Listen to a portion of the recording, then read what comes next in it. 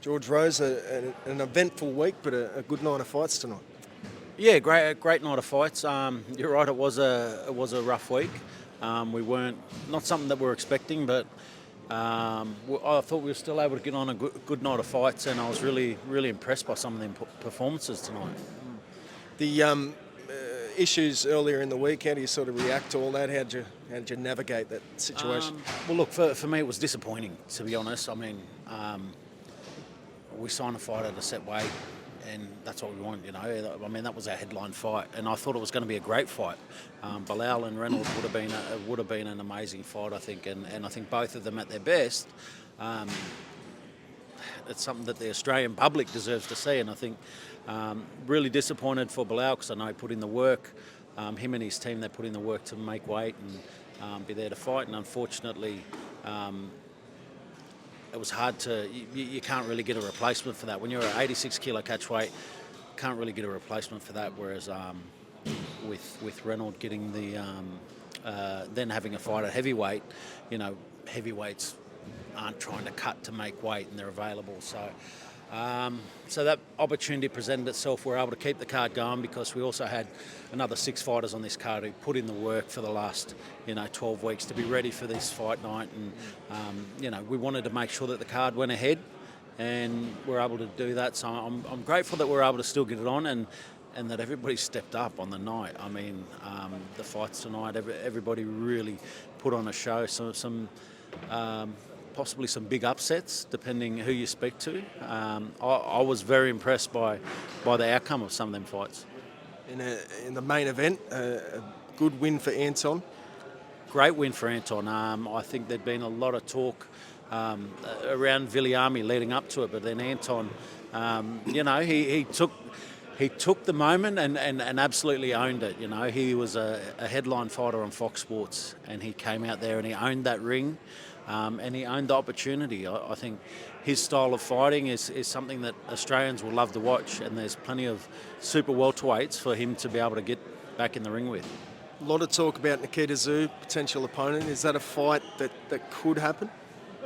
Absolutely. There's still a lot of great super welterweights in the country. As I just said, there's some really good fights there that could happen. Anton is one of them. He said that he'll have it. I know that if Nikita's to hear that, he'd be very interested in taking that opportunity. Anyone who wants to get in the ring with Nikita, I know he's stoked to have that opportunity. So I'm glad that he said that. You know, he also called out Ben Hussein, and I think that's again another great fight. Super welterweight division in Australia is stacked, and I think that we are blessed with the fact that we can put on some really good fights this year. When would we have an announcement on Nikita's next fight, do you think? Look, we've also got Cole Mazudia fighting next week. We've got he's fighting Travis Druce next week, so that's another fight that we've got our eye on. Absolutely, there's some really big decisions to make in the next 10 days. I think we'll have a decision within the next week, and we'll go from there and be able to announce the next few months of fights.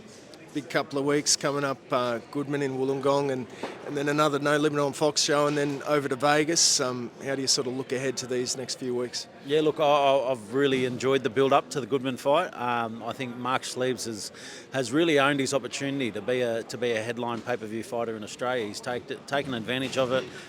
He's owning the media, owning the publicity, and really putting himself out there. And he's looking to put a lot of pressure on Sam Goodman. Sam Goodman's a guy who's at the top of the tree, and it's not often that as an Australian fighter you get a chance to take that shot at the guy who's at the top of the tree. So Sam Goodman's putting his name on the line, he's putting his reputation on the line, he's putting his belts on the line for what is a huge fight for him in his hometown. So here's his chance to own his hometown and own the Australian public too, and get them behind him leading into what could be a world title fight later in the year. In a way, in Australia, there's talk as well. We'd love to have that. And I know there's a really small window for that opportunity to happen, and so we're trying everything that we can do at the moment to really, get our opportunity to have that crack, because getting him out here to Australia, very rare opportunity, but while that window's there, we'll throw everything that we can into it to make that opportunity happen, because Sam Goodman fighting for a world title against one of the generation's great fighters here in Australia for undisputed would be, by the time it happens, amazing. Now, Tszyu, how's he looking? We're all looking forward to that fight.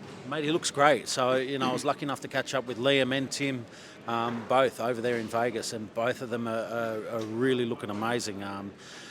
He's just, he's just embracing his opportunities that he's presented with too, and he's in tremendous shape.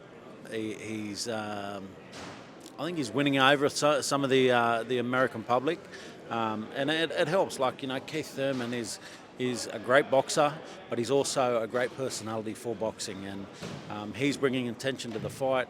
Tim's going to win the attention back when he takes that victory at the end of the fight come March 30th. So I'm looking forward to it. I'm looking forward to getting back over there. We've got a couple of weeks of really good fights coming ahead. So we get some great fights leading up to it, and then I'd love to get back over there, catch up with both Liam and Tim, and get ready for what's going to be huge opportunities for both those guys. And just on Tim Tszyu, there was a bit of news this week about the WBO mandate, and if Tim loses, will he be stripped, or what's the exact situation with that? Yeah, look, that's fair. We're not thinking about losing, so they can talk about anything that they want about. If he loses, they can take my car and they can take the belt off my waist as well if they really want. We're not thinking about losing, so you could absolutely say anything that you want, because we're going there to win, and Tim's going there to win. So he's not going to lose that belt. He's representing Australia, and he's coming for it all. Now, Liam Wilson, is there a chance that fight could be elevated to a title fight? Is that something that could happen? Look, anything can happen. You watch the movements of Navarrete. He's moving up, so anything could happen. Both of those guys have both fought great fights against Navarrete too in the past, and Liam's, I thought, was a better performance, and that's why I feel really confident for Liam coming into this fight. He is an underdog. Oscar Valdez, absolutely brilliant fighter. He is an underdog coming into it, but I do think that Liam can get the win, and if it's elevated for a title, that will make the win even sweeter, because I know he deserves it. He absolutely deserves it. He's a guy who works hard.